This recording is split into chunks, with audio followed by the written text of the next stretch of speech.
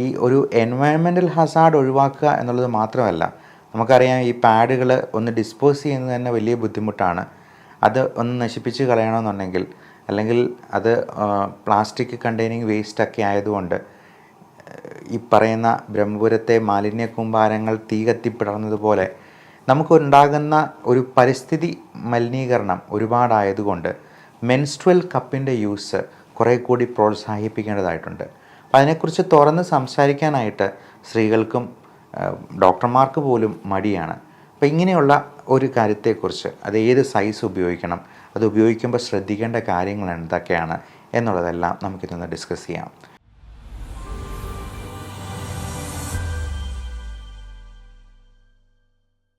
Menstrual cup, ഈ menses എന്ന് പറയുന്നത് സ്ത്രീകൾക്ക് പലപ്പോഴും ഒരുപാട് ബുദ്ധിമുട്ടുണ്ടാകുന്നൊരു സംഗതിയാണ്.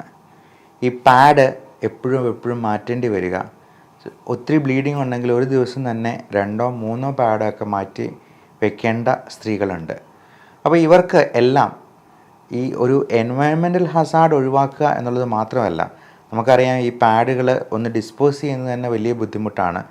അത് ഒന്ന് നശിപ്പിച്ച് കളയണമെന്നുണ്ടെങ്കിൽ, അല്ലെങ്കിൽ അത് പ്ലാസ്റ്റിക് കണ്ടെയ്നിങ് വേസ്റ്റൊക്കെ ആയതുകൊണ്ട് ഈ പറയുന്ന ബ്രഹ്മപുരത്തെ മാലിന്യ കൂമ്പാരങ്ങൾ തീ കത്തിപ്പിടർന്നതുപോലെ നമുക്കുണ്ടാകുന്ന ഒരു പരിസ്ഥിതി മലിനീകരണം ഒരുപാടായതുകൊണ്ട് മെൻസ്ട്രുവൽ കപ്പിൻ്റെ യൂസ് കുറേ കൂടി പ്രോത്സാഹിപ്പിക്കേണ്ടതായിട്ടുണ്ട്. അപ്പോൾ അതിനെക്കുറിച്ച് തുറന്ന് സംസാരിക്കാനായിട്ട് സ്ത്രീകൾക്കും ഡോക്ടർമാർക്ക് പോലും മടിയാണ്. അപ്പോൾ ഇങ്ങനെയുള്ള ഒരു കാര്യത്തെക്കുറിച്ച്, അത് ഏത് സൈസ് ഉപയോഗിക്കണം, അത് ഉപയോഗിക്കുമ്പോൾ ശ്രദ്ധിക്കേണ്ട കാര്യങ്ങൾ എന്തൊക്കെയാണ് എന്നുള്ളതെല്ലാം നമുക്കിതൊന്ന് ഡിസ്കസ് ചെയ്യാം. നമസ്കാരം, ഞാൻ ഡോക്ടർ ബിബിൻ ജോസ്, പൾമ medical centre, Pala, Kanjirappally and Sultan Bathery. ഈ മെൻസ്ട്രുവൽ കപ്പ് തന്നെ പല സൈസിലുണ്ട്. 18 to 25 എന്ന് ഇങ്ങനെ നമ്പർ ഇട്ടിട്ടുള്ള സൈസിലുള്ള പലതരത്തിലുള്ള മെൻസ്ട്രുവൽ കപ്പുണ്ട്. അപ്പോൾ ചെറിയ സൈസിലുള്ള മെൻസ്ട്രുവൽ കപ്പ് ഒരു തവണ പോലും നമ്മൾ ഇൻ്റർകോഴ്സ് പോലും ചെയ്യാത്ത, അല്ലെങ്കിൽ ഡെലിവറി ഗർഭിണികളാകാത്ത, പ്രസവിക്കാത്ത പെൺകുട്ടികൾക്ക് ചെറിയ സൈസിലുള്ള മെൻസ്ട്രുവൽ കപ്പും, ഇപ്പം ഒരുപാട് തവണ 2-3 തവണയൊക്കെ പ്രസവിച്ചിട്ടുള്ള അമ്മമാർക്കും, ഇപ്പം നമുക്ക് പ്രായമായിട്ടുള്ള സ്ത്രീകളൊക്കെ 10-11 കുട്ടികളൊക്കെ ഉണ്ടായിട്ടുള്ള അമ്മമാരൊക്കെ ഉണ്ടാവും. അപ്പോൾ അങ്ങനെയുള്ളവർക്ക്, നമ്മുടെ ഉമ്മമാർക്കൊക്കെ ചിലപ്പോൾ നമുക്ക് വലിയ മെൻസ്ട്രുവൽ കപ്പോ ഉപയോഗിക്കേണ്ടതായിട്ട് വരാറുണ്ട്. അപ്പോൾ ഓരോരുത്തരുടെയും സൈസ് അനുസരിച്ച്, ഇപ്പം സ്മോൾ സൈസ്, മീഡിയം സൈസ് വേണോ, ലാർജ് സൈസ് വേണോ എന്നുള്ളത് അവർക്ക് മെഡിക്കൽ ഷോപ്പിൽ തന്നെ പോയി ചോദിച്ച് തിരഞ്ഞെടുക്കാവുന്നതാണ്. ഇനി പലപ്പോഴും ആൾക്കാരുടെ ഒരു സംശയം, ഇത് ഉള്ളിലോട്ട് അങ്ങ് കയറിപ്പോകുമോ എന്നുള്ളതാണ്. ഗർഭപാത്രത്തിലോട്ടെങ്ങാനും അങ്ങ് കയറിപ്പോയി കഴിഞ്ഞാൽ അത് എന്തെങ്കിലും കോംപ്ലിക്കേഷൻസ് ഉണ്ടാക്കുമോ എന്നുള്ളതാണ്. ഈ വജൈന എന്ന് പറയുന്നത് ശരിക്കും ഒരു ട്യൂബ് പോലെയാണ്. സ്ത്രീകളുടെ യോനിയിലൂടെ അത് ഉള്ളിലോട്ട് അങ്ങ് കയറിപ്പോകാനുള്ള സാധ്യത തീരെയില്ല എന്നുള്ളതാണ് അതിനകത്ത് മനസ്സിലാക്കേണ്ടത്. ഇതിലുണ്ടാകാവുന്ന കോംപ്ലിക്കേഷൻസും ഈ പറഞ്ഞ പോലെ പ്രശ്നം ഉണ്ടാകത്തില്ല. ഇത് ഒരു സി ഷേപ്ഡ് ട്യൂബ് ആയതുകൊണ്ട് തന്നെ അത് ഒരിക്കലും ഉള്ളിലോട്ടങ്ങ് കയറി വലിച്ചെടുത്ത് പോകുന്ന ഒരു പ്രശ്നം ഉണ്ടാകുന്നില്ല എന്നുള്ളതാണ്. അപ്പം നമുക്ക് ഈ മെൻസ്ട്രുവൽ കപ്പ് തന്നെ അത് നിറഞ്ഞു കഴിയുമ്പോഴത്തേക്കും അതെടുത്ത് ക്ലീൻ ചെയ്യാനായിട്ടുള്ള ഇതുണ്ട്. അപ്പോൾ ക്ലീൻ ചെയ്യുമ്പോഴത്തേക്കും പ്രത്യേകം ഓർക്കേണ്ടത്, നമ്മളിത് സോപ്പോ മറ്റ് ഡിറ്റർജൻസോ അങ്ങനെയൊന്നും ഇട്ട് ക്ലീൻ ചെയ്യേണ്ടതില്ല. അത് സാധാരണ വെള്ളം ഒഴിച്ച് ഫ്ലോയിങ് വാട്ടർ തന്നെ ക്ലീൻ ചെയ്യുക എന്നുള്ളതാണ്. അതായത് പൈപ്പ് വെള്ളത്തിൽ തന്നെ അത് നല്ലപോലെ ക്ലീൻ ചെയ്തതിന് ശേഷം നമുക്ക് വീണ്ടും ഉപയോഗിക്കാവുന്നതാണ്. അപ്പോൾ 2-3 കപ്പുകൾ ഉണ്ടെന്നുണ്ടെങ്കിൽ അത് മാറി മാറി ഉപയോഗിക്കാവുന്നതേ ഉള്ളൂ. അതുപോലെ പാഡ് വയ്ക്കുമ്പോൾ ഉണ്ടാകുന്ന മറ്റ് മലിനീകരണമോ അല്ലെന്നുണ്ടെങ്കിൽ ദുർഗന്ധമോ അല്ലെങ്കിൽ ഇത് ഇടയ്ക്കിടയ്ക്ക് മാറ്റേണ്ട ഒരു പ്രശ്നങ്ങളോ ഈ മെൻസ്ട്രുവൽ കപ്പിന് ഉണ്ടാവില്ല എന്നുള്ളതാണ് അതിന് പ്രത്യേകമായിട്ട് എടുത്തു പറയാവുന്നൊരു അഡ്വാൻറ്റേജ്.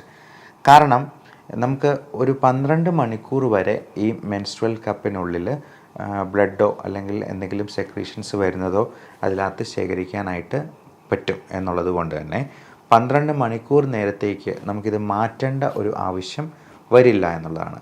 പിന്നെ ഇത് എങ്ങനെ വയ്ക്കും, എങ്ങനെയാണ് ഇത് ഉപയോഗിക്കേണ്ടത് എന്നുള്ളതിനെക്കുറിച്ച് സ്ത്രീകൾക്ക് കൃത്യമായിട്ടുള്ളൊരു ധാരണയില്ല. അത് നിന്നുകൊണ്ട് തന്നെ നമുക്ക് ആ മെൻസ്ട്രുവൽ കപ്പ് ഉള്ളിലോട്ട് ഇൻസേർട്ട് ചെയ്യാവുന്നതാണ്. കാല് ഒരു സൈഡിലോട്ട് പൊക്കി വെച്ചിട്ട് മെൻസ്ട്രുവൽ കപ്പ് ഉള്ളിലോട്ട് കയറ്റി വയ്ക്കാവുന്നതാണ്. അത് നമ്മുടെ പ്രായമായിട്ടുള്ള അമ്മമാർക്കാണെങ്കിലും ഇപ്പോൾ 45 വയസ്സുള്ള അമ്മമാർക്ക് വേണമെങ്കിലും ഇത്തരത്തിൽ ഇത് ഉപയോഗിക്കാവുന്നതാണ് എന്നുള്ളത് നമ്മൾ തന്നെ പ്രത്യേകം പറഞ്ഞു കൊടുക്കുക. അപ്പോൾ അതിൻ്റെ ആ ലീഫ്ലെറ്റ് വായിച്ച് മനസ്സിലാക്കാനൊന്നും പറ്റാത്ത ആൾക്കാരാണെങ്കിൽ നമുക്ക് മക്കൾക്ക് തന്നെയാണെങ്കിലും അത് പറഞ്ഞു കൊടുത്ത് ചെയ്യിപ്പിക്കാവുന്നതേ ഉള്ളൂ. ഇത്തരത്തിലുള്ള കാര്യങ്ങളെക്കുറിച്ച് ഈ പീരീഡ്സിനെ പറ്റി പണ്ടായിരുന്നു നമ്മളതൊരു മോശം സംഗതിയാണ്. ഇപ്പോൾ പീരീഡ്സ് ഉള്ള സമയത്ത് അടുക്കളയിലൊന്നും കയറ്റുകയില്ല, വിളക്ക് വയ്ക്കാൻ പോലും പീരീഡ്സ് ഉള്ള സ്ത്രീകൾ പോകത്തില്ല എന്നൊക്കെയായിരുന്നു പണ്ടുള്ള ഒരു കാഴ്ചപ്പാട്. അതിന് ഒരു കാര്യമുണ്ട്. ഈ പീരീഡ്സിൻ്റെ സമയത്ത് പ്രീ മെൻസ്ട്രൽ സിൻഡ്രോം എന്ന് പറയും. ഇപ്പോൾ പലതരത്തിലുള്ള വിഷമങ്ങൾ, സങ്കടങ്ങൾ, ദേഷ്യം, മൂഡ് സ്വിങ്സ് ഒക്കെ സ്ത്രീകൾക്ക് വളരെ കോമൺ ആയിട്ട് ആ സമയത്ത് ഉണ്ടാവാറുണ്ട്. അപ്പോൾ കരഞ്ഞുകൊണ്ട് വിളക്ക് കൊളുത്തിയെന്നാൽ അതിൻ്റെ ഐശ്വര്യം ഉണ്ടാവില്ല എന്നുള്ളത് കൊണ്ടാണ് സനാതനധർമ്മത്തിൽ ആ ഒരു പ്രക്രിയ നടക്കുമ്പോഴേക്കും, അതായത് മെൻസ്ട്രേഷൻ്റെ സമയത്ത് വിളക്ക് വയ്ക്കാനായിട്ട് അവരെ അതിൽ നിന്നങ്ങ് ഒഴിവാക്കി നിർത്തുന്നത്. അതുപോലെ അടുക്കളയിൽ കയറണ്ട എന്ന് പറയുന്നതിൻ്റെ കാരണവും ഇത് തന്നെയാണ്. നമ്മൾ വിഷമത്തോടെ, സങ്കടത്തോടു കൂടി നമ്മുടെ മൂഡ് ശരിയല്ലാത്ത സമയത്ത് ചെയ്യുന്ന കാര്യങ്ങളെല്ലാം ചിലപ്പോൾ അത് അത്ര ശരിയാകാതെ പോകും എന്നുള്ളത് കൊണ്ടാണ്. അപ്പം അന്ന് ശാസ്ത്രീയമായിട്ടുള്ള ഒരു കാര്യം, അതിൻ്റെ ഒരു അടിസ്ഥാനം എന്ന് പറയുന്നത് ഈ ഒരു പ്രീ മെൻസ്ട്രൽ സിൻഡ്രോമിനെ ബേസ് ചെയ്തിട്ടുള്ളതാണ്. അപ്പോൾ ഇങ്ങനെ വിഷമങ്ങളുള്ള സമയത്ത് കുടുംബത്തിലെ മറ്റംഗങ്ങൾ കൂടി അത് മനസ്സിലാക്കിക്കൊണ്ട് ആ ഒരു ഹോർമോണൽ വേരിയേഷനെ ഉൾക്കൊള്ളാനും മനസ്സിലാക്കാനും തയ്യാറാകണം എന്നുള്ളതാണ്. അപ്പം പണ്ട് ഏതൊക്കെയോ സിനിമകളിൽ അവരെ ഇരുട്ടും മുറിയിൽ അടയ്ക്കുന്ന ഒരു കാര്യമൊക്കെ കണ്ടിരുന്നു. അതൊന്നും ശാസ്ത്രീയമായിട്ടുള്ള കാര്യമല്ല. അവരുടെ വിഷമങ്ങളെ അവരോട് കൂടി ചേർന്ന് ആ ഹോർമോണൽ ഇംബാലൻസിനെ ഒന്ന് ശരിയാക്കാനായിട്ട് ബാക്കിയുള്ള കുടുംബാംഗങ്ങൾക്കും കൂടി സ്നേഹത്തോടെ സഹകരിക്കാവുന്നതേ ഉള്ളൂ. പലപ്പോഴും ഇത് ആ ഒരു സമയത്ത് പല തരത്തിലുള്ള മൂഡ് സ്വിങ്സും പ്രശ്നങ്ങൾ സൃഷ്ടിക്കാറുണ്ട്. ഒരല്പം മെൻ്റലായി പോയോ എന്നുള്ളത് പോലും തോന്നുന്ന രീതിയിൽ ഇത് മറ്റ് പല പ്രശ്നങ്ങളുണ്ടാക്കാം. അതുപോലെ ആ സമയത്ത് ഭയങ്കരമായ വേദനകളുണ്ടാകാം, ഡിസ്മെനോറിയ പോലുള്ള പ്രശ്നങ്ങൾ, മുഖക്കുരുവും കരിവാളിപ്പും, ആ സമയത്ത് ചർമ്മത്തിൻ്റെ ആ ഒരു നിറവും ആ ഒരു ഗ്ലോസി ഫീലിങ്ങും തന്നെ ഇല്ലാണ്ടായി പോകുന്ന ഒരവസ്ഥയുമൊക്കെ ഉണ്ടാകാം. അതുകൊണ്ട് അത് എല്ലാ സ്ത്രീകൾക്കും നോർമലായിട്ട് അവരുടെ ആർത്തവ ചക്രത്തിൽ ഉണ്ടാകുന്നതാണ് എന്ന് മനസ്സിലാക്കുകയും ഇത്തരത്തിൽ അതിനെ നമുക്ക് എങ്ങനെ സപ്പോർട്ട് ചെയ്യാമെന്നുള്ള കാര്യവും അവരിലേക്ക് ഷെയർ ചെയ്തെത്തിക്കാനായിട്ടും എല്ലാവരും ശ്രദ്ധിക്കുക. എല്ലാവർക്കും നല്ല ശാരീരിക മാനസിക ആരോഗ്യം ആശംസിക്കുന്നു.